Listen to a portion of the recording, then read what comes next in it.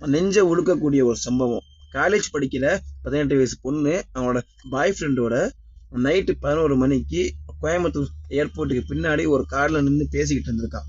அங்க வந்த 3 பரதேசி நாய்ங்க அந்த பையனை வெட்டி போட்டு அந்த பொண்ணை வந்து ரேப் பண்ணியிருக்காங்க. விஷயம் தெரிஞ்சு போலீஸ் அங்க வந்து பார்க்கும்போது உடம்புல ஒட்டு துணி கூட இல்லாம அந்த பொண்ணு அரை உசரா கிடந்திருக்கா. தமிழ்நாடு காவல்துறை இதில் வந்து பாராட்டியே ஆகணும். விஷயம் நடந்த கொஞ்ச நேரத்திலேயே 7 தனிப்படை வந்து இதை அமைச்சு அந்த 3 நாய்களோட காலில் சுட்டு பிடிச்சிட்டாங்க. நான் என்ன கேட்கிறேன், ஒரு பொண்ணை பலாத்காரம் பண்ற அளவுக்கான அந்த துணிச்சல் வந்து ஒருத்தனை கொண்டு இது எப்படி வருது? பண்ணவனை ஏந்த வெளிநாட்டுல பண்ற மீனை சீவி விட்டுருந்தா அடுத்து பண்றவனுக்கு வந்து ஒரு பயம் வந்து வரும்ல. இவங்கள ஒரு பக்கம் வச்சா கூட கமாண்ட் பண்ற சில தற்கொலை நாய்ங்க எப்படி பண்ணுதுன்னா, நைட்டு 11 மணிக்கு உனக்கு அங்க என்ன வேலை, இந்த மாதிரி வந்து போறவங்கள இப்படிதான் பண்ணணும், அப்பதான் வந்து அடங்குவாங்க. இதெல்லாம் என்ன மைண்ட் செட்டா?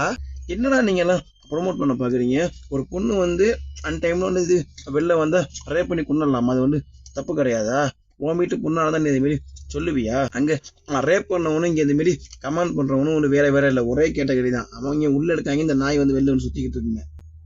11 மணிக்கு இல்ல, 1:30 மணிக்கு 2 மணிக்கு கூட வந்து ஒரு பொண்ணு வந்து வெளில வரலாம். உனக்கு எங்க வலிக்குதுங்கிறதா இங்க வந்து கேள்வி. விபச்சாரியாவே இருந்தா கூட விருப்பம் இல்லாம தொட்டா தப்புதான். இதுல எந்த ஒரு மாற்று கருத்துமே கிடையாது. நன்றி.